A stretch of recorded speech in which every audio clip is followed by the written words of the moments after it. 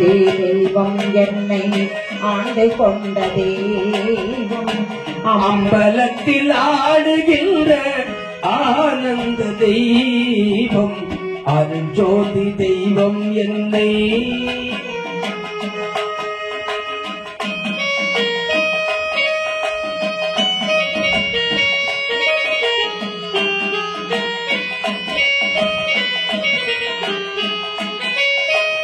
இருப்பாத நீக்கி ஒளி ஏந்தருளும் தெய்வம் இருப்பாத நீக்கி ஒளி ஏந்தருளும் தெய்வம் எண்ணிய நான் எண்ணியவாறு எனக்கருளும் தெய்வம் எண்ணிய நான் எண்ணியவாறு எனக்கருளும் தெய்வம் திருப்பாடல் உவந்தனையும் சிவமாக்கும் தெய்வம் திருப்பாடல் உவந்தனையும் சிவமாக்கும் தெய்வம் சிற்றபையில் விளங்குகின்ற தெய்வம் அது தெய்வம் சிற்றபையில் விளங்குகின்ற தெய்வம் அதே தெய்வம் தெய்வம் என்னை ஆண்டு கொண்ட தெய்வம் அம்பலத்தில் ஆடுகின்ற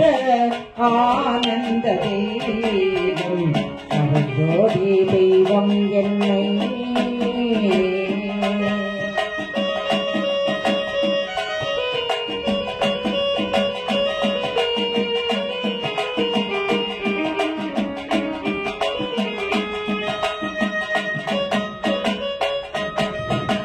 தாயாகி தந்தையுமாய் தாங்குகின்ற தெய்வம் தாயாகி தந்தையுமாய் தாங்குகின்ற தெய்வம் தன்மை நிகர் இல்லாத தனித்தலைமை தெய்வம் வாயார வாழ்த்துகின்ற மனத்தமர்ந்த தெய்வம் வாயார வாழ்த்துகின்ற மனத்தமர்ந்த தெய்வம் மலரடியன் சென்னிமிசை வைத்த பெரும் தெய்வம் மலரடியன் சென்னிமிசை வைத்த பெரும் தெய்வம் தாயாது கனியாகி கலந்திருக்கும் தெய்வம் தாயாது கனியாகி கலந்திருக்கும் தெய்வம் கருணை நிதி தெய்வம் முட்டம் காட்டு வைக்கும் தெய்வம் கருணை நிதி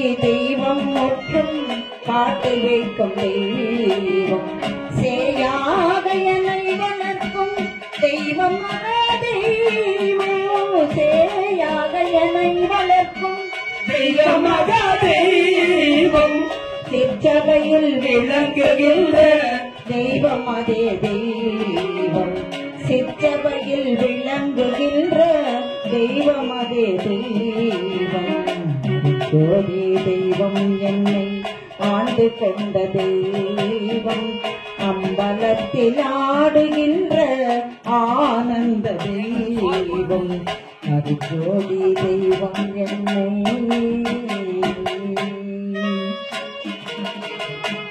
13ஆம் நாள் சண்டை முடித்து அர்ஜுன பெருமான் வீர சபதம் எடுத்தார். அந்த இரவெல்லாம் தன் பிள்ளையினுடைய பிரிவினாலே அர்ஜுன பெருமானுடைய கலங்கி இருக்கிறார். பகவான் கண்ணன் போய் அருகிலே அமர்ந்தார். அர்ஜுனா, நடந்ததையே நினைச்சு இப்படி அழுதுட்டு இருந்தா வாழ்க்கையில கடந்த காலத்தை மறக்க தெரியணும் மனுஷனுக்கு. கடந்த காலம் முடிந்து போன விஷயங்களை நினைச்சிட்டு இருந்தோம்னா எதிர்காலம் நல்லா இருக்காது. நேற்று நடந்ததையே மறக்க முடியல, அப்புறம் இந்த கடந்த காலம் வாழ்க்கையில மறக்க வேண்டும். அப்படி மறந்து இருந்தாதான் எதை மறக்கணும் எதை மறக்க கூடாது அப்படின்னு விதி இருக்கு.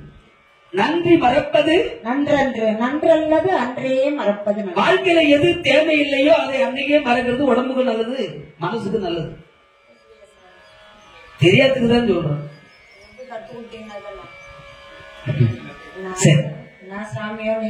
அங்கே அழகான முறையிலே பகவான் பக்கத்துல வந்து சொல்றார், அப்பா நடந்தது நினைச்சிட்டு இருந்தா சரி, அப்படியே நீ என்ன சொன்ன, நாளை ஜெயத்ரதன் தலையை தள்ளுவேன், இல்லை அக்கினியை வளர்த்து அதனை விழுந்திய ஆவியை போக்கிக் கொண்டேன்னு சொல்லு. வாயால சொல்லிட்டா போனதா? அதுக்குண்டான வழியை தேடணுமா இல்லையா? ஜெயத்திரது என்ன சாதாரண ஆளா? மிக சிறந்த சிவபக்தன். இறைவன் சிவபெருமானை வேண்டி தவத்தை செய்து கொன்றை மாலையும் சிவகதாயுதம் பெற்றவர். அவன் அழிக்கிறேன்னு சபதம் எடுத்த. ஆனா அது முடியுமான்னு யோசிக்கணுமா இல்லையா? முதல்ல எழுந்துரு, கை கால் எல்லாமே சுத்தம் பண்ணு, வயிற்றுக்கு ஏதாவது உணவு சாப்பிடுங்க. கிருஷ்ணா, அண்ணா, உணவருந்தும் நிலையில்தான் நான் இருக்கிறேன். பிள்ளையை பறிகொடுத்து மனவேதனையை தவிக்கிற இடத்துல சாப்பிடுன்னா நான் எப்படி சாப்பிடும்? சித்திரம் சுவர் இருந்ததனே சித்திரம் வரையலாம். உடம்பு நல்லா இருந்தாதான் இன்னும் வாழ்க்கையில சாதனை பண்ணலாம். உடம்பு கெடுத்து உடம்பு வருத்திட்டு வாழ்க்கையில எதாவது சாதிக்க போறேன். முதல்ல பரட்டு எழுது. கண்ணன் ஆறுதல் சொல்லி அர்ஜுனனை அழைத்து கொண்டு போய் காய்கறிகள்லாம் நிறைய எடுத்து கொடுத்தார். இதையாவது ரெண்டு சாப்பிடு. இல்லை கிருஷ்ணா, நான் நீராடவில்லை, குளிக்கல. நித்திய வழிபாடு செய்யக்கூடியவர் அர்ஜுன பெருமான். வாரத்துல ஒரு நாள் வீடு வாசல் சுத்தம் பண்ணி கடவுளை வணங்குறது ஒரு விதம். ஏதோ இந்த வழியா கோயில் வழியா போறோம், கடவுளை கையெடுத்து கும்பிடுறது ஒரு விதம். காலம் கருதி நம்ம நேரம் கிடைக்கும் போது கடவுளை வணங்குறோம். ஒரு சிலர்லாம் நித்திய வழிபாடு பண்ணுவாங்க. காலை எழுந்து நீராடி இறைவனை துதி செய்யாமல் பிரார்த்தனை பண்ணாம உணவு அருந்த மாட்டாங்க. அர்ஜுன பெருமான் நித்திய வழிபாடு செய்யக்கூடியவர். சுவாமி, நான் என்ன பண்ணுவேன்? சரி, பரவாயில்ல, நீராடிட்டு வா, என்னையே சிவமாய் நினைத்துக் கொள். சரிந்தவர் சரிவர தாங்கு நாயகன் பரிந்திவை உரைத்தனம் பாவை பாங்கன்னே புரிந்திலன் இன்னமும் பூசை என்றனன் பரிந்த வெஞ்சிலைக்கு மண் மதித்த வீரனே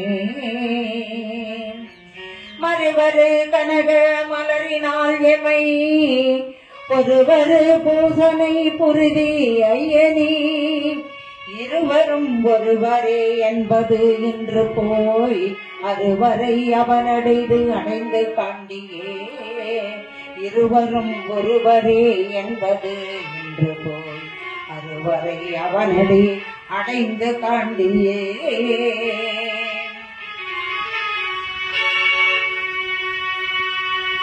காலையில் எழுந்து நீராடி அந்த களிமண்ணை எடுத்து சிவலிங்கம் செய்து அந்த மண்ணினால் செய்த லிங்கத்திற்கு வழிபாடு செய்து அதன் பிறகு உணர்ந்து வழக்கம். இப்ப லிங்கம் இல்லாம நான் எப்படி வழிபாடு பண்ண? என்னையே சிவமாய் பாவித்துக் கொள்ளும். அது எப்படி? நீங்க வேற சிவன் வேற. உங்களை சிவமாக நினைத்தால் நான் செய்கிற அத்தனை சிவத்துக்கு சேருமானார். சிவம் வேறு, நான் வேறு இல்லை, ரெண்டு பேரும் ஒண்ணுதாங்க. நீங்க சொல்றீங்க, நான் ஏத்துக்கிறேன். என்ன சிவ வழிபாடு பண்ணும்? கண்ணனை எதிரே அமர்த்தி கண்ணனை சிவலிங்கமாய் நினைத்து அர்ஜுனன் அங்கே அர்ச்சனை செய்கிறார். ஓம் சிவாய நம, ஓம் சிவ சிவாய நம, ஓம் பவாய நம, ஓம் பவான்யாய நம, ஓம் ருத்ராய நம, ஓம் ருத்ராஷ பூஷணாய நம, ஓம் காவிகாம்பராய நம.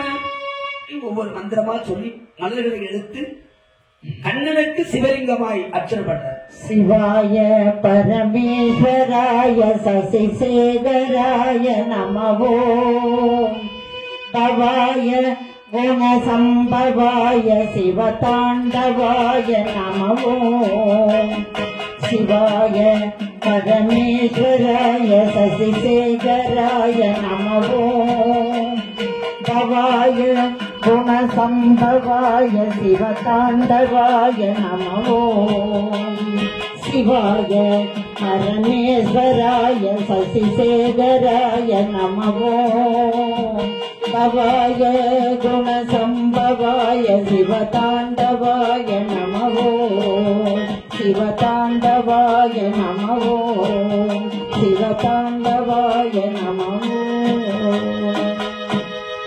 சிவார்ச்சனை செய்து முடித்தார் அர்ஜுன பெருமான். அர்ஜுனா, இந்த பழங்களை சாப்பிடுன்னு இருந்த பழங்கள் கொடுத்தார். பழங்களை வாங்கி அருந்தி முடித்தார். இது பசி 2 பழம் சாப்பிட்டார். அப்பா மகிழ்ச்சி. அழகான முறையிலே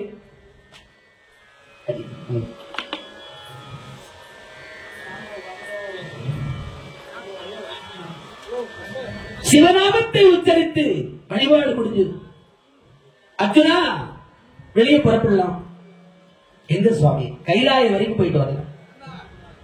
கைலாயம் தூங்கவும்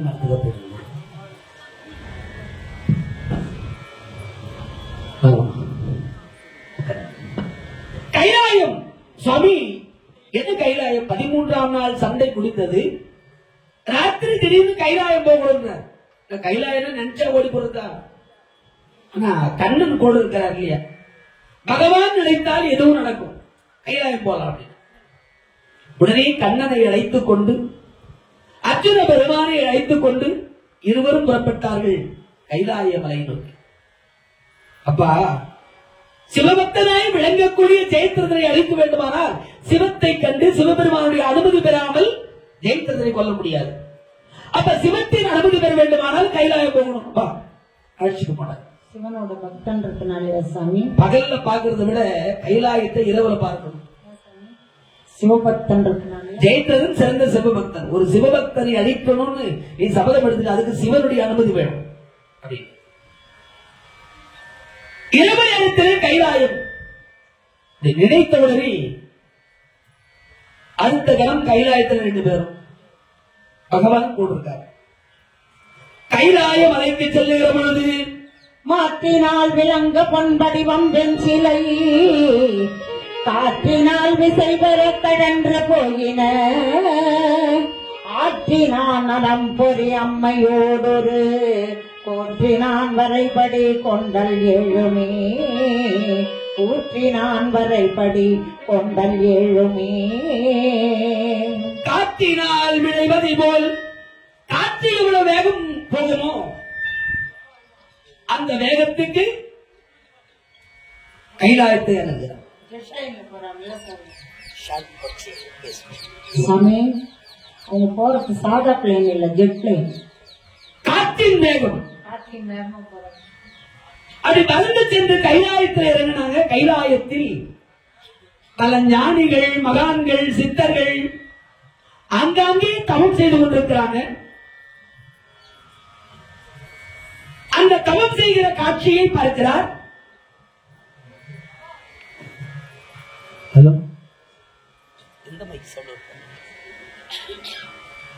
ஹலோ ஹலோ.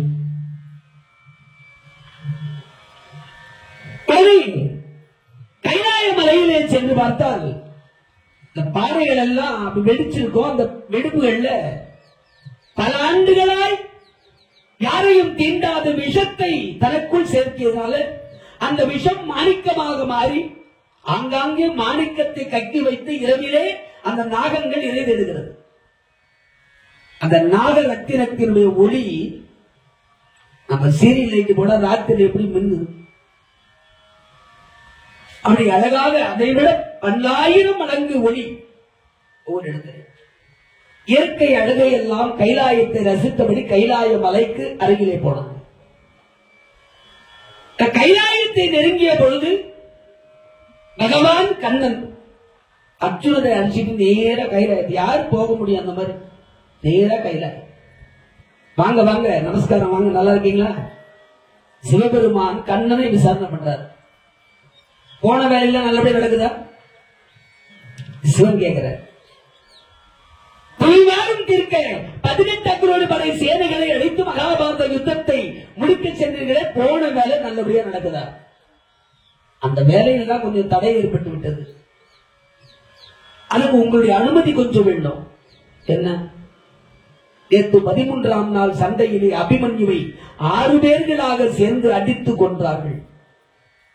ஆகவே அர்ஜுனன் மனம் கலங்கி வேதனை அடைந்து நாளை ஜெயத்ரதனை கொல்லுவேன், இல்லை என்றால் அக்கினி வளர்த்ததிரை விழுந்து என் ஆவியை துறப்பேன் என்று சபதம் எடுத்திருக்கார். ஜெயத்ரதன் உங்களுடைய பக்தன், சிவகதாயுதமும் கொன்றை மாலையும் பெற்றவர். அதனால நீங்கள் அனுமதி கொஞ்சம் அளிக்கணும், நாளைக்கு ஜெயத்ரதனை நாங்க கொள்ளணும். சுவாமி சொன்னார், சிவபக்தனாய் இருந்து விட்டால் போதாது. ராவணன் சிறந்த சிவபக்தன். தென்னிலங்கையிலே 1008 வீதி, ஒரு வீதிக்கு 108 சிவாலயம் அமைத்தவன் ராவணன். வெள்ளியங்கிரி மலையை வேரோடு பெயர்த்தெடுத்தவன் ராவணன். ஆனா அப்பேற்பட்ட ராவணன் என்னைக்கு பெண்ணாசை கொண்டு சீத்தையை தொடர் நினைத்தானோ அங்கு அவனுக்கு அழிவு நெருங்கிய. அதே போல ஜெயத்ரதன் சிவபக்தன் தான். ஆனாலும் அவனுடைய நடவடிக்கை கொன்றை மாலை வாங்கினது பீமனை கொள்வதற்காக, சிவகதாயுதம் வாங்கியது பீமனை அழிக்கிறதுக்காக. ஆனால் அதை அவன் தவறுதலாக பயன்படுத்த, வாங்கினது வேற காரணம், செய்தது வேற வேற. அதனால தாராளமா நீங்க அவனை கொல்லலாம், அதற்குரிய அனுமதி கொடுக்கிறேன்னு சிவபெருமான் சொல்றார். சுவாமி அனுமதி கொடுத்து விட்டால் போதாது, ஜெயத்ரதனை அழிப்பதற்கு சிறந்த ஆயுதத்தை நீங்கள் தரணும். இறைவன் சிவபெருமான் அப்படி கை அசைத்தார். அற்புதமான ஒரு திருக்குளம் தோன்றியது. அந்த திருக்குளத்திலே இருந்து ஒரு நாகம் வெளிப்பட்டது. அந்த நாகத்தின் வாயிலிருந்து ஒரு முனிவர் வெளிவந்தார். அந்த முனிவர் களத்திலே இருந்து ஒரு ஆயுதத்தை அர்ஜுனனுக்கு கொடுத்தார். அர்ஜுனா, இந்த ஆயுதத்தை கொண்டு ஜெயத்ரதனை நீ கொள்ளலாம். ஆயுதம் பெற்றாச்சு. என்னன்னா கண்ணனும் சிவபெருமானும் பேசிட்டு இருக்கிறார். கண்ணன் மேல் அணிமலர் அனைத்தும் காய்கனல், வண்ணன் மேற்கண்டதம் மனம் களிப்புறா, மண்ணின் எண்ணின் மேல் 2 என இலது என்ற விரல், அண்ணல் மேனியம் புலகு அரும்பினானரோ, அண்ணன் மேனியம் புலகு அரும்பினானரோ. கண்ணன் மேல் ஒவ்வொரு மலராக எடுத்து சிவலிங்கமாய் நினைத்து அர்ஜுனன் அர்ச்சனை செய்தார். இங்க அர்ஜுனன் என்னென்ன மலர்களை அர்ச்சனை செய்தாரோ அத்தனை மலர்களும் அங்கே சிவத்தின் மீது நிற்கிறது. நாம தான் சிவம் வேற, கிருஷ்ணர் வேற, நாம் வேற, விபூதி வேற பிரிவு பார்த்துட்டு இருக்கோம். உங்க மனசுக்கு எது பிடிக்குதோ அது கடவுள் வச்சுக்கோ. ஆண்டவருக்கு அந்த பேதம் இல்லை. சிவமும் ஹரியும் ஆண்மை, சிவம் ஆண்மை சக்தி, பகவான் பெண் சக்தி. ஆணும் பெண்ணும் இணைந்தது அர்த்தநார் ஈஸ்வரர். அவங்க 2 பேரும் தான் அர்த்தநாரீஸ்வரர். பார்வதி தேவி நம்ம பார்வதி தேவி என்று சொல்ல முடியாது. பார்வதி தேவியுடைய அம்சம் தான் மகாவிஷ்ணு. பெண் சக்தியாக இருந்து இயங்கக்கூடியவர். இப்ப அவருக்கு செய்யப்பட்ட அர்ச்சனைகள் எல்லாம் இரவு பகல் சேர்ந்தது ஒரு நாள், இன்பம் துன்பம் சேர்ந்தது வாழ்க்கை, மேடு பள்ளம் நிறைந்தது பயணம், பூவும் தலையும் சேர்ந்தது நாணயம். அப்படி பார்த்தா சிவமும் சக்தியும் சேர்ந்தது இந்த உலகம். இந்த உலகம் என்பது பஞ்சபூதங்களால் உருவானது. பஞ்சபூதத்தின் தன்மையிலே வந்தவர்கள் மனித வடிவம். அவர்களுக்குள் பஞ்சபூதங்களும் பஞ்ச இந்திரியங்களையும் வழங்குகிறார். பஞ்ச இந்திரியம் என்பது மெய் வாய் கண் மூக்கு செவி. பஞ்சபூதம் என்பது நீர் நெருப்பு, நீர் நிலம் நெருப்பு காற்று ஆகாயம். பஞ்சபூதங்கள். மனிதனுக்குள்ளே பஞ்சபூதம் இருக்கிறது. நம்ம உடம்புல நெருப்பு இருக்கிறது, மண் இருக்கிறது, காற்று இருக்கிறது, தண்ணீர் இருக்கிறது, ஆகாயம். இவை அனைத்தும் ஒரு மனித உடம்பில் என்று இயங்கிக் கொண்டிருக்கிறது. ஐம்பொறிகளுக்குள் ஐம்பூதம் அடக்கம். எப்படி ஐம்பொறிகளுக்குள் ஐம்பூதத்தை இறைவன் நிரப்பினாரோ அதை போல சிவத்திற்குள் விஷ்ணுவும் அடங்கியிருக்கிறார். மகாவிஷ்ணுவின் சிவமும் சேர்ந்திருக்கிறார். யாருக்கு அர்ச்சனை பண்ணாலும், என்ன மந்திரத்தை உரைத்தாலும் இறைவனுடைய அன்பு நமக்கு கிடைக்குங்கிறது அர்ச்சனை பெருமான் அதிசயித்து அங்க வருது. அங்கு கண்ணனுக்கு செய்த அர்ச்சனை செய்த அந்த மலர்கள் எல்லாம் இங்கே சிவத்தின் இருக்கிறது. ஏன்னா சிவமா நினைச்சுதான் அர்ச்சனை பண்ண.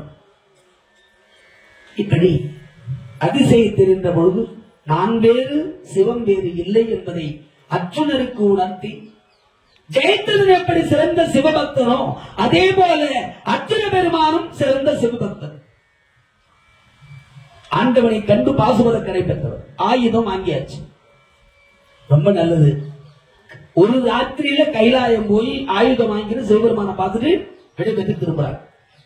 இவங்க கைலாயம் போனாங்களோ இல்லையோ, தர்மராஜா பார்த்தார்.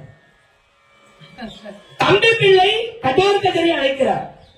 மகனே கடோர்கஜா, அப்படி பேய்த்தேரில் பறந்து வந்து, பெரியப்பா என்ன விஷயம்?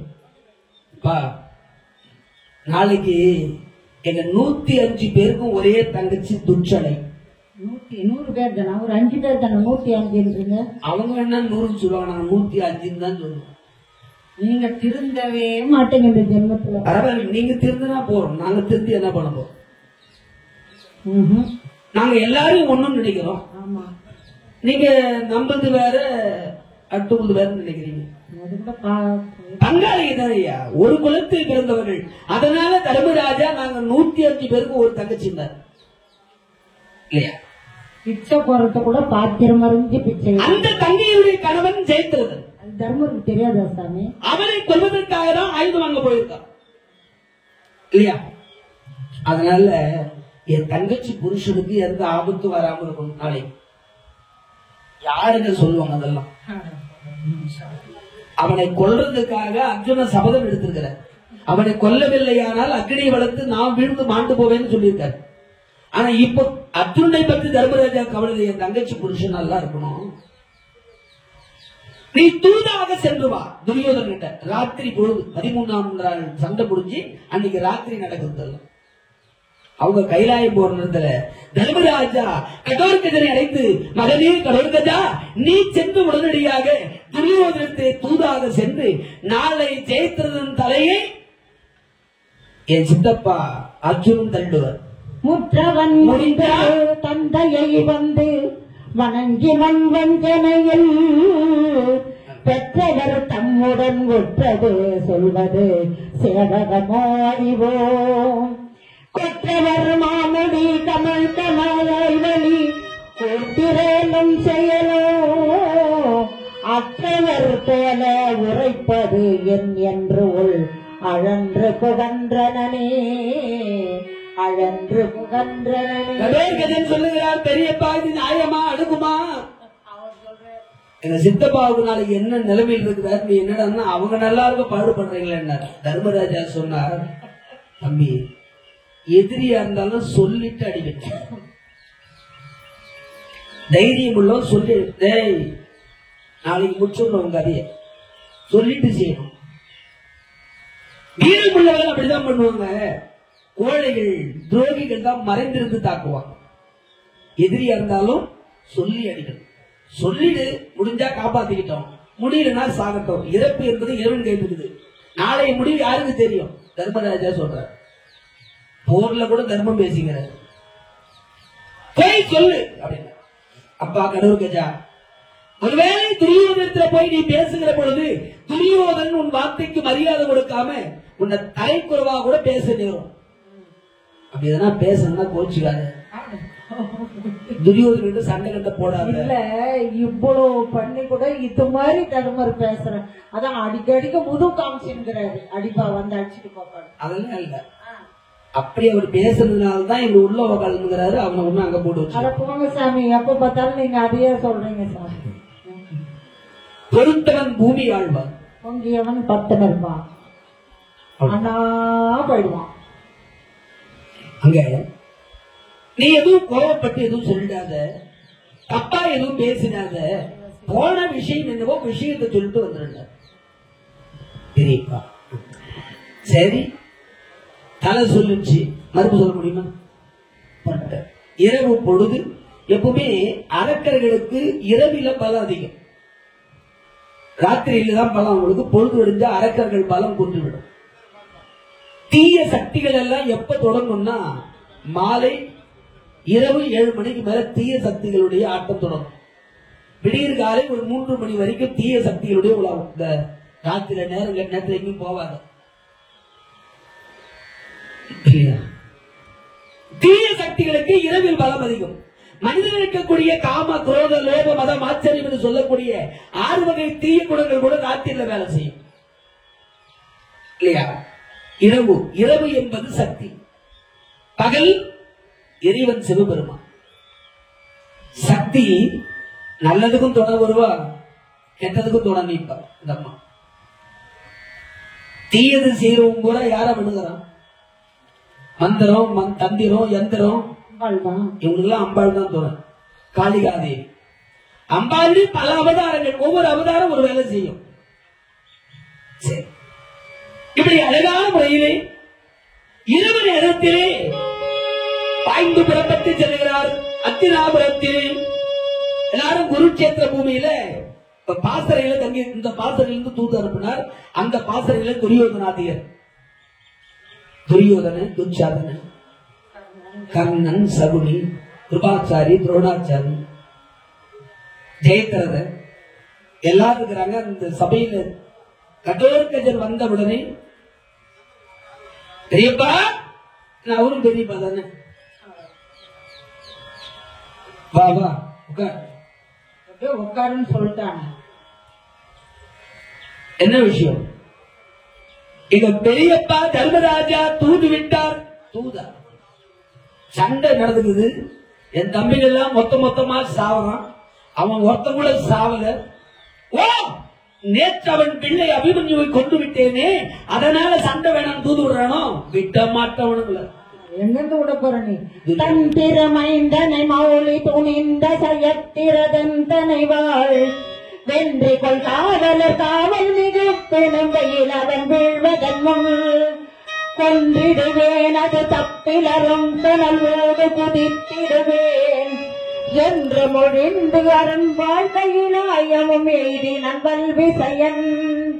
வஞ்சனையால மறிற்பகை தன்னை மலைப்பது பாதகம் என்று அஞ்சினலாதன நீ அறியன்படி ஐயன் விடுத்தனால் எஞ்சின நாளை உண்மை துணன் என்று என்றனன் மந்திரல் கூர் நெஞ்சினில் வேறொரு சஞ்சலமற்ற நிஜாச்சரன் மாமருகள்.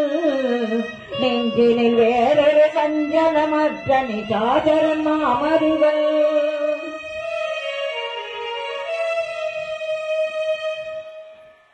நூற்றி 5 ஒரு தங்கை துச்சலையுடைய கணவன் ஜெயத்ரதனை நாளை என் சித்தப்பா அர்ஜுனன் கொன்று விடுவார். காரணம், கைலாயம் சென்று சிவத்தை நாடி தவத்தை செய்து ஆயுதம் பெற்று வந்து அவர்களை அழிக்கிறதுக்காக கண்ணனும் இந்த சித்தப்பா அர்ஜுனரும் கைலாயம் போயிருக்கிறாங்க.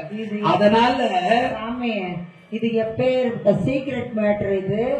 இத ஒரு தர்மராஜா சொல்லி அனுப்புறாருன்னா அவரோட ஒரு நல்லவரை தேடியே கண்டுபிடிக்க முடியாது சாமி. எப்படி போயிடுவான்? பத்திரமா பார்த்து. அரக்கி மகனே, யாரையும் குலம் குறித்து பேசக்கூடாது.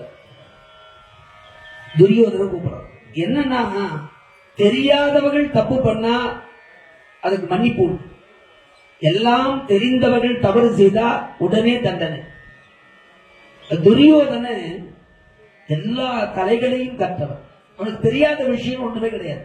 தர்மம் தெரியும், நியாயம்னா என்னன்னு தெரியும், சட்டம் ஒழுங்கு தெரியும், எல்லாம் தெரிஞ்ச துரியோதனன். நான் குருட்சேத்திர பூமியில அர்ஜுன பெருமானுக்கு கீதை உபதேசம் செய்தார். நேற்று கீதாச்சாரம் அர்ஜுனனுக்கு சொல்லப்பட்டது கேட்டார். அப்போ இருக்கிறவங்க சொன்னாங்க, ஏம்பா அவனும் கூட்டு மறுப்புள்ளதான், இன்னொருத்த பெரிய பொண்ணை கட்டிக்கிறான், அவனும் கூட்டு மறுப்புள்ளதான், ரெண்டுமே வளர்ந்துதான் கூட பிறந்தவங்க இல்லையா? அதனால அந்த துரியோதனுக்கு எதனா கொஞ்சம் உபதேசம் பண்ணலாமே அப்படின்னா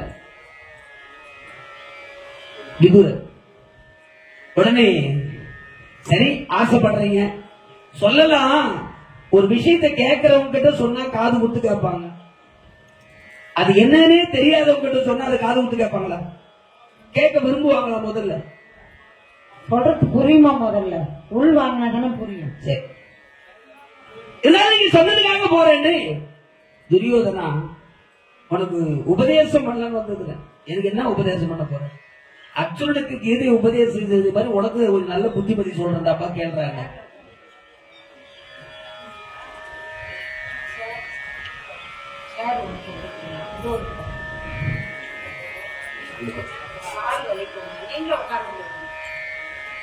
உபதேசம் துரியோதனன் சொன்னான், எல்லாம் எனக்கு தெரியும், நீ என்ன சொல்ற, என்ன நியாயம் பேசுற, நீதி பேசுறன்னு எல்லாம் எனக்கு தெரியும். ஆனா அப்ப அர்ஜுனனுக்கு போய் சொல்லுங்க, எனக்கு சொல்ல வேணாம், நீ அர்ஜுனுக்கு போய் சொல்லு. துரியோதனன் சொல்றார், ஏன்னா எனக்கு எல்லாம் தெரியும். யாருக்கு? துரியோதனன் சொல்றான், எனக்கு எல்லாம் தெரியும், நீ சொல்ல வேணாம். அப்ப அர்ஜுனனுக்கு அவனுக்கு ஒண்ணுமே தெரியாது, பாவம், ஒண்ணுமே தெரியாது அவனுக்கு. நீ போய் சொன்னா அவன் காது கொடுத்து கேட்பான், எல்லாம் தெரிஞ்சனா எதுக்கு? அப்ப எல்லாம் தெரிஞ்ச நீ ஏன்டா அப்படி தப்பு பண்றன்னு கேட்ட. எல்லாம் தெரிஞ்சுதான் தப்பு பண்றேன், நான் நல்லா வாழணும் தான் நினைக்கிறேன், திரும்பி இருக்கணும் தான் நினைக்கிறேன், ஆனா அதுக்கு என் மனசு ஒத்து வரல. துரியோதனன் இப்படித்தான், பாண்டவர்கள் அப்படித்தான். அதனால உன் புத்திமதியில அவனுக்கிட்ட போய் சொல்லு, அவன் கேட்பாங்க. இல்லாதவங்க கிட்ட கொடுத்தா வாங்கிக்குவான், இருக்கிறவங்க இருக்கு நான் வாங்கணும், எனக்கு எல்லா அறிவும் இருக்குது அப்படின்னு. கடவுள் நேர்ல வராது, நீங்க பார்த்திருப்பீங்க போன்ல, கடவுள் நேர்ல வராது. அரிசி வேணுமா, வாழ்க்கையில சாப்பிடுறதுக்கு அரிசி வேணுமா, அறிவு வேணுமான்னு கேட்கிறாரு. எதுக்கு அப்படி? நான் அறிவுதான் கேட்பேன், நான் அரிசி தான் கேட்பேன். யார்கிட்ட எது இல்லையோ அதை தான் கேட்பாங்க, எனக்கு அறிவு இல்லை அதனால நான் கேட்கிறேன். அதுதான் துரியோதனன் சொன்னான். அது என்ன புதுசா இன்னைக்கு போட்டுக்கிறாங்க பிள்ளையாத்துல, இது அன்னைக்கே வந்தது. யாருகிட்ட எது இல்லையோ அவங்களுக்கு ஒண்ணு அதை கொடுப்பாண்டாரு துரியோதனன். அதுதான் துரியோதனன், எனக்கு எல்லாம் இருக்குது, நீ சொல்லி நான் தெரிஞ்சுக்கணும் அவசியம் இல்ல. பாண்டவர்களுக்கு உபதேசம் பண்றதா அர்ஜுனுக்கு சொல்றதா அவனுக்கு அறிவு இல்லை, அவனுக்கு போய் சொல்லு போனா இவ்வளவு அறிவாளி பார்க்குது. உண்மையாதான், ஏன்னா கடவுள் என்ற நம்பிக்கையை தவிர வேற எதுவும் தெரியாது அர்ஜுனன். இவனுக்கு எல்லாம் தெரியும், ஆனா எது மேலேயும் பயம் கிடையாது, தெரிஞ்சு தப்பு பண்றவங்க துரியோதனன். அதே போல எல்லாம் தெரிந்திருந்தாலும் கூட நம்ம சொல்ல வேண்டியது நம்ம கடமை, சொல்லுவோம். ஏத்துக்கிறது உன் மனசு கொடுத்து. இவர் சொல்றாங்க, அரக்கி மகனே, ஜாதி சொல்லி பேசுறான். யாருக்கு தெரியும் அரக்கி இடும்பிக்கு பிறந்த குழந்தை இந்த கடவுள் கதிர் என்பது? ஆனா அவனுக்கு தெரியும் துரியோதனன். அப்ப சபையில எல்லோரும் மத்தியிலும் பாண்டவர்களுடைய பிறப்பை எப்படி அவமானப்படுத்தி பேசுகிறானோ, எப்படி பாஞ்சாலையை சட்ட சபை நிறுத்தி வஸ்திரபங்கம் செய்து அவமானப்படுத்தினாரோ, அதே போல அந்த வம்சத்து பிள்ளையை ஒருவனை பலி கொடுத்தாரோ, இன்னொரு பிள்ளையை அரக்கி மகனை ஜாதி சொல்லிட்டாரு. அரக்கி மகனே போய் சொல்ல அவன்கிட்ட, முடிந்தால் நாளைய தினம் என் தங்கையின் கணவன் மைத்துனன் ஜெயந்திரனை கொல்ல சொல்லு, இல்லைன்னா செத்து மடிய சொன்னவன. இருக்கும் எழில் அவைக்கு ஏற்பையம் பாமல் தன்மதத்தால் இயம்புகின்ற அரக்கி மகனுடன் ஒன்றும் கழறாதீர் என்றுரைத்தான் அரசர் யார்க்கும். அரக்கி மகன், அரக்கி மகனே போய் சொல்லுவோம் அப்படின்னு. அரக்கி மகனேன்னு ஒண்ணு கண்டோருக்கு போவோம். உடனே ஏய் என்னைய அரக்கி மகன் என்று சொன்னாய், என் பெரியப்பா சொல்லியிருக்கிறாங்க, அமைதியாயிரு, சண்டை போடாத, பொறுமையாயிரு, அதனால உன்னை உயிரோட விட்டுட்டு போற, இல்ல இங்கேயே ஓய்ச்சிடுவேன். அரக்கி மகனே, நீங்களா பொறுமை காப்பது, முடிந்தால் எடுவாள் தொழுவோல் பார்த்து விடலாம்னா வம்பு பண்ணி ராத்திரில சண்டை வச்சுட்டாங்க துரியோதனன். இரவில சண்டை போடக்கூடாது, அது யுத்த தர்மம் கிடையாது. இவனா கூப்பிட்டு சண்டை வச்சான். என்ன சொன்ன, அரக்கர்களுக்கு இரவில பலம் அதிகம், வளர்ந்து அண்டமளாவ வளர்ந்து நிற்கிறார் கடோர்கஜன், மிகப்பெரிய விஸ்வரூப வடிவம் மாதிரி. அவனை காலில் போட்டு அப்படி கும்பலா முயற்சி தோல்வி எடுத்தார். அலறி போயிட்டான் துரியோதனன். ஐயோ என்ன வம்பா போச்சு. காலை பொழுது விடிய போகிறது. அந்த பொழுது விடிய விடிய இரவெல்லாம் சண்டை போட்டாங்க. பொழுது விடிய பலம் குறைகிறது. அப்ப சகுனி சொன்னான், துரியோதனா, இவரை யாராலும் அழிக்க முடியாது, இவரை கொல்லுவதற்காகவே அங்கதேசத்தரசன் கர்ணன் ஆயுதம் வாங்கி வச்சுக்கிறான் இந்திரன். அந்த ஆயுதத்தை கொண்டு இவனை அழிக்கலாம். உடனே கர்ணனா இவனை அழைத்து விடுங்கள் என்று சொல்ல கர்ணன் இந்திரன் கொடுத்த அந்த வேலாயுதத்தை கொண்டு அங்கே கொண்டு குவித்தார். கடோர்கஜன் அந்த காலை நேரத்திலே விஷயம் தெரிந்து எல்லோரும் அழுது தண்ணீர் விட்டு என்ன விஷயம்னா இவன் தான் தூது அனுப்பினார். ராத்திரி சட்டம் வச்சு உடனே எவ்வளவு கஷ்டப்பட்டு எவ்வளவு பிரச்சனைக்கு மத்தியில நம்ம யுத்தம் பண்ணிட்டு இருக்கிறோம், அவங்கிட்ட தூது அனுப்பி இருக்கிறேன். தர்மராஜா அதான் சொன்னார், எப்படி நாளைக்கு அவனை கொண்டுட போற, இருந்தாலும் மனசு கேட்கல, தங்கையின் கணவன் அவன் வாழ்ந்தான் நல்லா இருக்குமேங்கிற ஆசையில தூது விட்டுட்டாப்பா தர்மராஜ். 14ஆம் நாள் யுத்தம் தொடங்குகிறது. காலை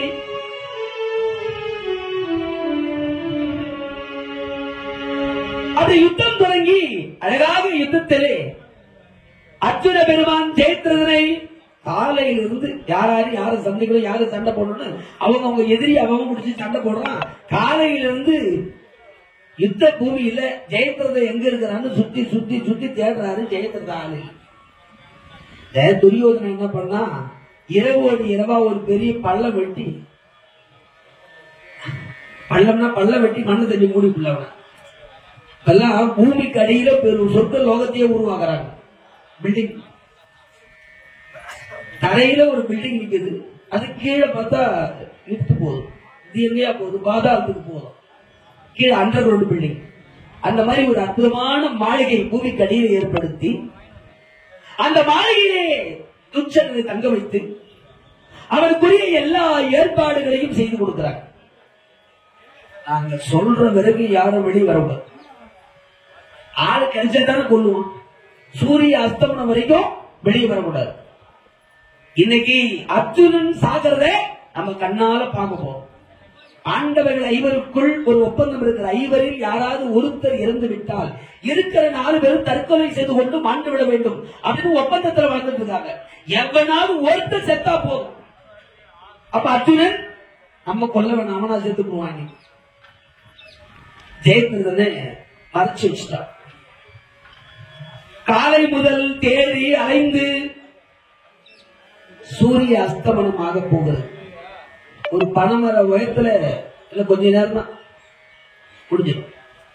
ஆனா காலையிலிருந்து தேடி கிடைக்கவில்லையே கண்ணா, நான் என்ன செய்வேன், யாரை கொல்ல வேண்டும் என்று காலையிலிருந்து தேடிக்கொண்டிருக்கிறேனோ அந்த ஜெயத்ரதன் குருட்சத்திர பூமியில ஆளே இல்லையே, எங்க போனான்னு தெரியும்.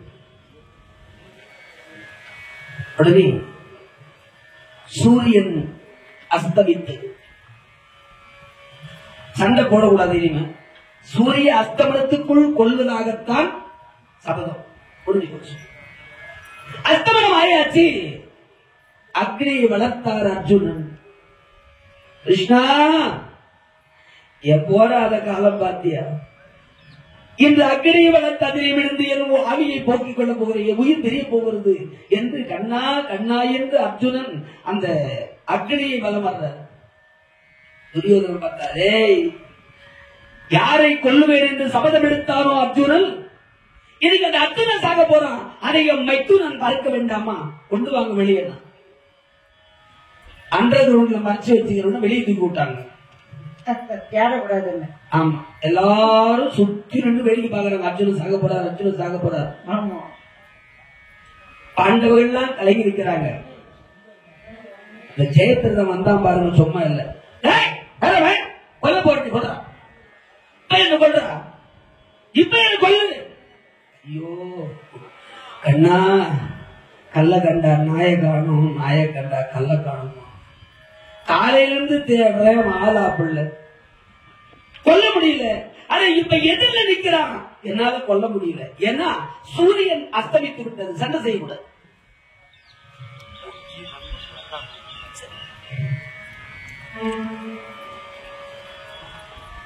பெரும் மதிப்பிற்கும் மரியாதைக்கும் உரிய நம்முடைய மேல்பாடி கிராமஸ்தலம், கிராமத்தினுடைய ஊர் விநாயகர் பெருமான், ஒரு கிராம தேவதை, தலைவர் உபத்தலைவர் கண்ணையும் பெரியதனம், முன்னாள் தலைவர் உபத்தலைவர் கண்ணையும் பெரியதனம், கவுன்சிலர் பாடும் மகிழ் ஆட்டம் பெயர்கள், உறவின் தர்மகர்த்தாக்கள், ஒரு கிராம அபிஷேகத்தின் சார்பாகவும் திரௌபதி ஆலயத்தினுடைய தர்மகர்த்தா சமயம் கணாச்சாரிய குமாரவர்க்கம் அபிஷேகத்தார் அனைத்து காப்புதாரர்கள், அனைத்து உபயதாரர்கள், அன்னதான குழுவினர் அனைவரின் சார்பாகவும் அடியன்களை ஆசீர்வதித்து தாம்பலப்படமாக ரூபாய் 120 அன்பளிப்பாக வாரி வழங்கி சிறப்பித்துள்ளார்கள். எல்லாருக்கும் அவருடைய குடும்பங்களைச் சேர்ந்தவர்களுக்கும் பகவான் அருள் பெற்று வாழ்வாங்க வாழ்கவென்று இறைவனை பிரார்த்திக்கிறோம். அப்ப என்ன பேசணும்? நம்முடைய மேல்பாடி கிராமஸ்தர் மதிப்பிற்கும் மரியாதைக்கும் உரிய ரமேஷ் ஐயா அவர்கள் லதா அம்மையார் குடும்பத்தின் சார்பாக அடியன்களை ஆசீர்வதித்து ரூபாய் 101 அன்பளிப்பாக வாரி வழங்கி சிறப்பித்துள்ளார்கள். அன்னாருக்கும் அவருடைய குடும்பங்களைச் சேர்ந்த நபர்களுக்கும் பகவான் அருள் பெற்று வாழ்வாங்க வாழ்வென்று அம்மனை பிரார்த்தனை செய்கிறோம். அன்பு பெரியவர்களே, மதிப்பிற்கும் மரியாதைக்கும் உரிய மேல்பாடி கிராமஸ்தலம் திருவாளர் வெங்கடேசன் ஐயா, சுபத்ரா அம்மையார்,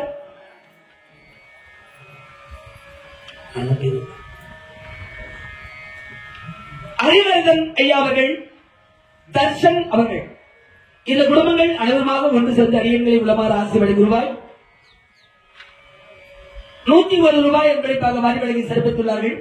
அன்னாருக்கும் அவருடைய குடும்பங்களைச் சேர்ந்த நபர்களுக்கும் பகவான் அருள் பெற்று வாழ்வாங்க வாழ்வென்று கண்ணவிராரை பாஞ்சாலி அம்மையாரை பிரார்த்தித்து இன்றைய நிகழ்வுக்கு செல்கிறோம். அன்பு பெரியவர்களே, பாராழி அமலம் தர பாண்டவர்தம் இடர் தீர பார்த்தன் வாழ பேராழி அனைத்துயிலும் பெருமிதமும் உடன் மறந்த பிறந்த மாயோன் ஓராழி எழுபறி தேர்வுடையானை மாயையினால் ஒழிக்கத் தன் கை கூறாழி பணித்தலம் அக்களம் போல சிவந்தன குடபால் எங்கும் கூறாழி பணித்தலும் மக்களம் போல சிவந்தன குடபால் எங்கும் கண்ணா மாயவா மதுசூதனா கோவிந்தா, நான் என்ன பண்ணுவேன்? காலையிலிருந்து தேட அழகானோம். ஆனா இப்ப வந்திருக்கிறா கொல்ல முடியல. அவன் தான் ரொம்ப நேரமா கெடுக்கிறான். என்ன கொல்லுட்டு போயிட்டான். என் சிறந்த தலையை நிலத்திட்டான் தலைப்புகளாகென்று நாடி தன் சமந்த பஞ்சகம் என்று ஒரு மடுவில் இவன் தாதை தருப்பிக்கின்றான். உன் சரங்கொடு இவன் தலை மற்ற அவன் கரத்தில் போய் வீழனே உடற்றுக என்று தின்சயன் கொள் விசையனுக்கு சிந்து வரிதனை காட்டி திருமால் சொன்னான். கண்ணன் சொல்றார், ரொம்ப நேரமா அவனும் தொல்லை பண்ணி கேட்கிறான், போடுறா பாதத்தை கொண்டுடுறான். என் பிள்ளை அபிமன்யு சொல்லி இருக்கிறான், பாண்டவர்கள் யாரும் அதர்ம போர் செய்யக்கூடாது. நான் எப்படி அதர்ம போர் செய்வேன்? என்னடா உனக்கு பிரச்சனை? சூரியன் அஸ்தமனமாகி விட்டதே கண்ணா. சூரியன் வந்தா பணம் போட்டுருவியா? கண்டிப்பா கொண்டுருவேன். சொல்லிட்டு இருக்கும்போது திடீர்னு பணம் வர உயரத்துல தக தக தக தக தக சூரியன் நின்றுது. பணம் வர உயரத்துல அமர்ந்து போன சூரியன் எல்லாரும் அதிசயம். அண்ணன் நினைச்ச திடீர்னு சூரியன் வந்துருச்சு, வெளிச்சம் வந்துருச்சு. வணக்கத்திற்கும் மரியாதைக்கும் உரிய அருமை தந்தையார் சக்கரபாணி முதலியார் ஐயா குடும்பத்தின் சார்பாக அடியன்களை உளமாற ஆசி வழங்குகிறோம். 21 அன்பளிப்பாக வாரி வழங்கி சிறப்பித்துள்ளார்கள். அன்னாருக்கும் அவருடைய குடும்பங்களைச் சேர்ந்த நபர்களுக்கும் பகவான் அருள் பெற்று வாழ்வாங்க வாழ்வென்று எல்லாம் அல்ல பகவான் கண்ணபிரானை பாஞ்சாலி அம்மையாரை பிரார்த்தனை செய்கிறோம். அன்பு பெரியவர்கள், சாமி கண்ண ராத்திரி நேரத்துல கூட சூரியனை வர விட்டார், சூரியன் ஒதுக்கி விட்டார். எல்லாருக்கும் ஒரு ஆச்சரியம். அஸ்தமனமான சூரியன் திடீர்னு எப்படி அசர்றான் ஜெயிக்கிறது.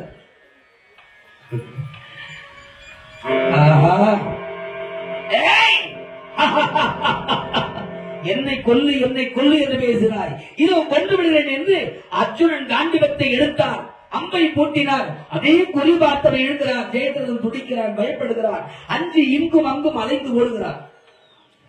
பகவான் கண்ணன் அர்ஜுனுக்கு என்ன பண்ற? நீங்க தானே சொல்றீங்க பானம் போட சொல்லி, சூரியன் தெரிகிறான் பானம் போட. இப்ப நீ பானம் போட்டு அவன் தலையை கீழே தள்ளனா உன் தலை கீழே விழுந்து. நான் சாமி குழப்பிக்கிட்டே இருக்கீங்க. அவனை கொல்லலான்னு பானம் போட்டீங்கன்னா உன் தலை கீழே விழுந்து கொடுத்தாரு. கிருஷ்ணா என்னென்ன இவங்க அப்பன் சிந்துபதினு பேரு. யாரு? ஜெயத்ரதனுடைய அப்பா சமர்பஞ்ச மடு. அங்க போய் உட்கார்ந்து தவம் பண்ணிக்கிறார். ஏன்னா நாளைக்கு ஜெயத்ரதனை கொல்லுவேன் என்று அர்ஜுன சபதம் எடுத்துட்டார். என் பிள்ளைய யாருன்னா கொண்டான்னா அவன் புள்ள சாகத்தை பத்தி அவனுக்கு முக்கியம் இல்லை. பிள்ளைய கொல்றவன் யாரோ அவன் தலையை யாரு கீழே தள்ளுவானோ அவன் தலை வெடிச்சு போகணும்னு அங்க போய் வர வாங்கி தவம் பண்ணிட்டு கிருஷ்ணா. ஏன் கிருஷ்ணா அப்படி பண்ற? இப்ப நான் என்ன பண்ணணும்? போடட்டுமா வேணாவா? அதுக்குதான் போடு. ஆனா அவன் தலை கீழே விடக்கூடாது. அம்புகளால் அடித்துக் கொண்டே சென்று அங்கே சமர்பஞ்ச வடிவை தவம் செய்து கொண்டிருக்கிறானே அவங்க அப்ப சிந்துபதி, அவன் கையில கொண்டு போய் இந்த தலையை வையில தனியா அம்ப விட்டார். தலை தனியா உடம்ப விட்டு நகர்ந்தது. உடம்பு கீழே விழுந்தது.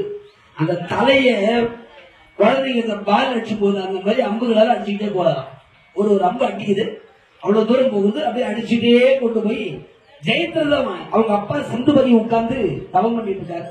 அவர் கையில போய் ஜெயத்ரதன் தலை விழுந்தது. தலை மட்டும்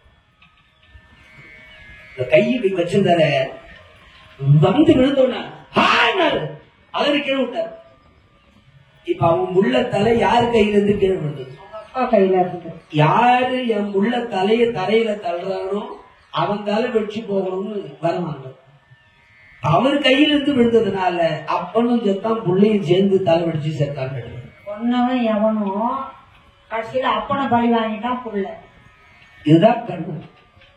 கண்ணன் இல்லையானால் பாண்டவர்கள் ஏது? மகாபாரத யுத்தம் ஏது? இதை தெரிஞ்சுக்கிட்டு ஆரம்பத்திலே சொன்னார் சகாதேவன், உன்னை ஒரு ஆளை கட்டி போட்டா எல்லா வேலையும் முடிஞ்சு போடும். இல்லாத கலவரம் பண்ணிக்கிற ஊர்ல என்ன பண்ணுவோம்? கண்ணா உன்னை கட்டணும், அவர் கட்ட முடியுமா? இப்ப எல்லாருக்கும் ஆச்சரியம். கண்ணா அஸ்தமனமாகிவிட்ட சூரியன் ஒரு பனை வர உயர்த்துல தக தக தக தகன்னு பின்னுது, எப்படின்னு கேட்டார். அப்ப சொல்ல, அப்பா என்னுடைய சக்கராயுதத்துக்கு ஒரு சாபம் இருக்கிறது. இது என்னன்னா, அழகாக மார்கழி மாசம் ஏகாதசி அப்படின்னு சொல்லக்கூடிய வழிபாடு.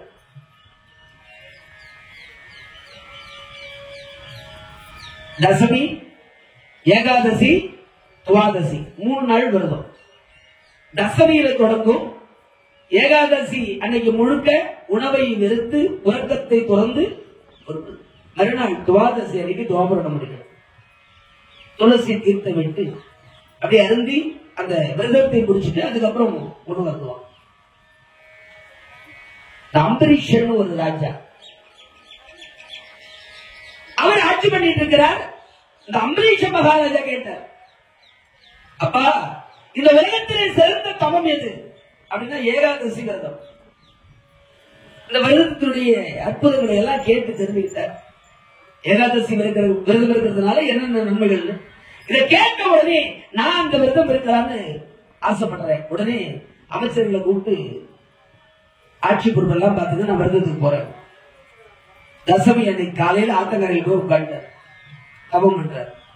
இதுல என்ன பிரச்சனைன்னா, பகவான் கண்ணபிரானை பகவான் இப்ப நாராயணனை வேண்டி அந்த சக்கராயுதத்தை கூப்பிட்டு சிம்மாதனத்துல உட்கார வச்சு ஆட்சி பண்ண வச்சு போறான். என் ஆட்சி நீ பாத்துக்கோ அப்படி. உடனே தசமி ஏகாதசி முடிஞ்சது. மறுநாள் துவாதசி காலையில விரதம் முடிக்கணும். இந்த தூர்வாசம் இவர் எங்கேயோ வந்துட்டார். மகாராஜாவை பார்த்தா, ரிஷா அழகான ஏகாதசி விரதம் இருந்தாய், நானும் விரதம் இருந்தேன், 2 பேரும் ஒன்னா சேர்ந்து விரதம் முடிச்சுக்கலாம். கொஞ்சம் பொறுத்து நான் போய் நீராடிட்டு வந்தேன். தூர்வாசம் போன ஒரு ரொம்ப நேரம் ஆச்சு வரல. துவாபரணை முடிக்கணும்னா குறித்த நேரத்தில் சூரிய அஸ்தமனம் அவர்களுக்குள் பூஜை முடிச்சிடணும். இவர் போயிட்டு வர்றது கொஞ்சம் நேரம் ஆயிடுச்சு. இப்ப காலம் கடந்து துவாபரணை பண்ணாலும் விரதத்துடைய பலன் கிடைக்காது. அதனால வழிபாடு நேரத்தோட நடக்கணும். என்ன பண்றது, தூர்வாசல் வரலனாங்க. அதுல சபையில் 2 பேர் சொன்னாங்க, ஐயா அதெல்லாம் ஒண்ணு தப்பு இல்லை, உணவு அருந்தினா தான் தப்பு. வெறும் துளசி ஒண்ணு கையில வச்சு துளசி தீர்த்த சாப்பிடுங்க, விரதம் முடிச்சதா கணக்காயிடும். அவர் வரட்டும் விருந்து சாப்பிடலாம். துளசி தீர்த்தம் கையில விட்டு அவர் சாப்பிடுறார். தூர்வாசல் விட்டார்.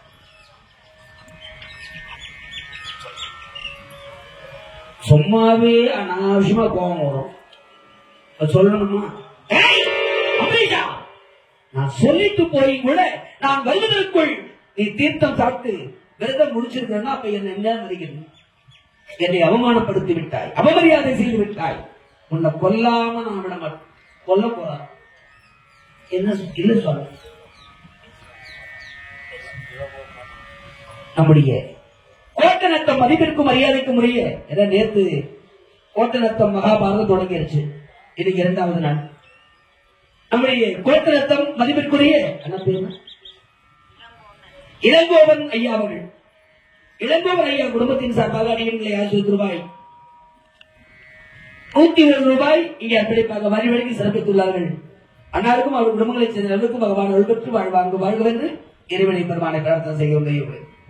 நம்முடைய கோட்டநத்தம் கிராமஸ்தலம் மதிப்பிற்குரிய எஸ் சுப்பிரமணிய ஐயா அவர்கள், எஸ் பச்சையம்மாள் அவர்கள், எஸ் யோகலட்சுமி அவர்கள், எஸ் துளசி அவர்கள், எஸ் லோகநாதன் அவர்கள், எஸ் திரிஷா அவர்கள், பாரதியார் அவர்களுக்காக ரூபாய் 25, கவியாளருக்காக ரூபாய் 25, பம்பை ரூபாய் 10, பூசாரி ரூபாய் 10, மொத்தம் 71 ரூபாய் என்பதற்காக வரி வழங்கிய நியமங்களை கௌரவித்திருக்கிறார்கள். நாளுக்கும் அவருடைய குடும்பங்களைச் சேர்ந்த அனைவருக்கும் எல்லாம் வல்ல பகவான் கண்ணவராக அருள்பெற்று வாழ்வாங்கு வாழ்வது நம்முடைய பிரார்த்தனை.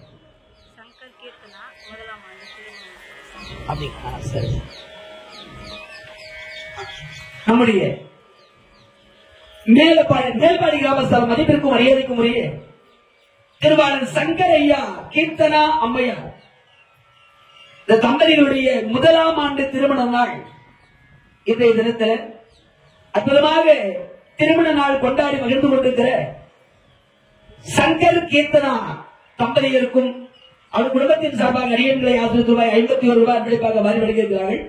இன்று திருமண நாள் காணும் இந்த தம்பதியர்கள் அவருடைய குடும்பத்தினர் வாழ்வாங்கு வாழ எல்லாம் வல்ல அம்மனை பிரார்த்திக்கும். தனம் தரும், கல்வி தரும், ஒரு நாளும் தரவரியா மனம் தரும், தெய்வ வடிவம் தரும், நெஞ்சில் வஞ்சமிலா இனம் தரும், நல்லனை எல்லாம் தரும், அன்பர் என்பவர்க்கே கணம் தரும் பூங்குழலால் அபிராமிதன் கடைக்கண்களே வாழ்வாங்கு வாழ அம்மனை பிரார்த்திக்கிறோம். அன்பு பெரியவர்களே, அருமையாக திருமண நாளுக்காக அனைவருக்கும் சாக்லேட் கொடுத்திருக்கிறாங்க.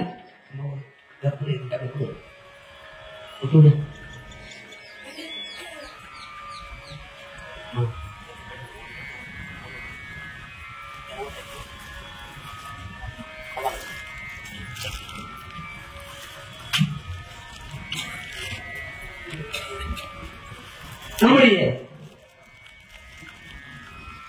மதிப்பிற்கும் மரியாதைக்கும் உரிய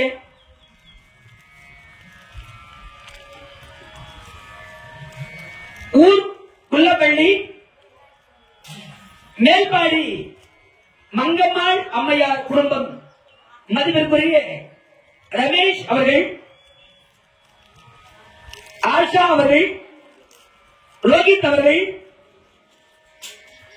வைஷ்ணவி அவர்கள், சிவகுமார் அவர்கள், சரிதா அம்மையார் அவர்கள் குடும்பத்தின் சார்பாக அடியன்களை விளமாறு ஆசிரியர் ரூபாய் 151 ரூபாய் அன்பளிப்பாக மாறி வழங்கி பெருமைப்படுத்தியிருக்கிறார்கள்.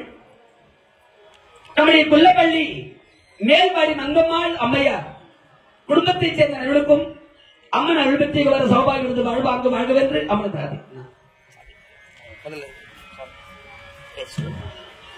பெங்களூர் கமலநாதன், கோவிந்தம்மாள், கமலநாதன், கோவிந்தம்மாள், கோபி, சுரேஷ், நந்தினி.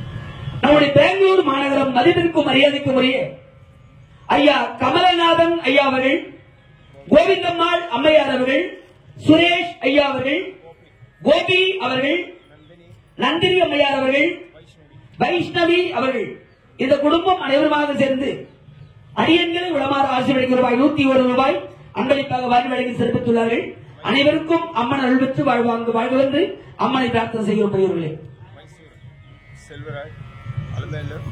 நம்முடைய மைசூர் மாநகரத்தைச் சேர்ந்த திருவாளர் செல்வராஜ் ஐயா அவர்கள், அலமேலு அம்மையார் அவர்கள், மணிகண்டன் ஐயா அவர்கள், संगीता சங்கீதா அவர்கள், वैष्णवी வைஷ்ணவி அவர்கள், अरण அரண் அவர்கள், இந்த குடும்பம் அனைவருமாக சேர்ந்து அடியன்களை ரூபாய் 101 அன்பளிப்பாக வாரி வழங்கி சிறப்பித்துள்ளார்கள். அன்னாருக்கும் அவருடைய குடும்பங்களைச் சேர்ந்த அனைவருக்கும் பகவான் அருள்பெற்று வாழ்வாங்கு வாழ்கவென்று எல்லாம் அல்ல பாஞ்சாலி அம்மனை பகவான் கண்ணபிரானை பிரார்த்தனை செய்கிறோம். அன்பு பெரியவர்களே,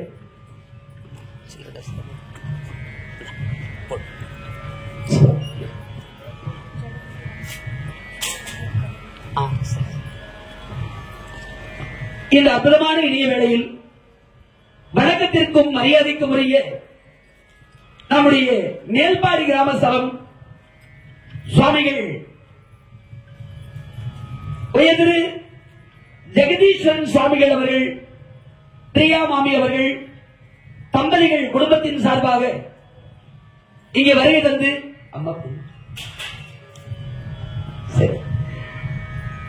குடும்பங்கள் சார்பாக அடியன்களை ரூபாய் 101 அன்பளிப்பாக வரி வழங்கி சிறப்பித்துள்ளார்கள்.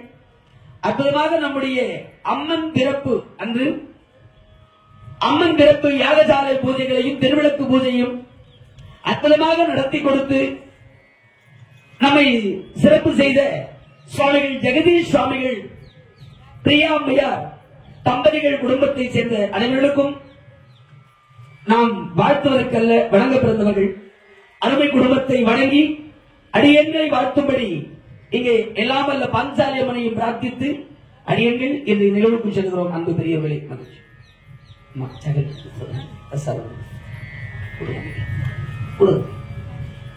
இங்கே நம்முடைய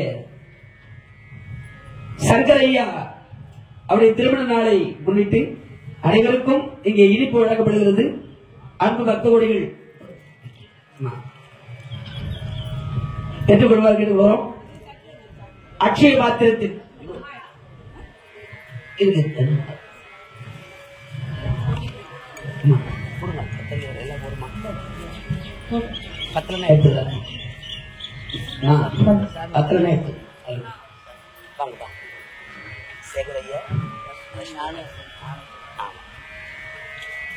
அடியன்களை உடமாற ஆசி வழங்கி ஒவ்வொரு நாளும் தவறாது அன்பளிப்பு செய்து கொண்டிருக்கிற நம்முடைய மேல்பாடி முனுசாமி ஐயா அவர்கள், லட்சுமி அம்மையார் அவர்கள் மற்றும் ஞான சரஸ்வதி அவர்கள் குடும்பத்தின் சார்பாக, ஞான செல்வி அம்மையார் குடும்பத்தின் சார்பாக அடியன்களை உடமாற ஆசி வழங்கி ரூபாய் 101 அன்பளிப்பாக வாரி வழங்கி சிறப்பித்துள்ளார்கள். அனைவருக்கும் அம்மன் அருள்பெற்று சௌபாகியத்து வாழ்வாங்கு வாழ்வென்று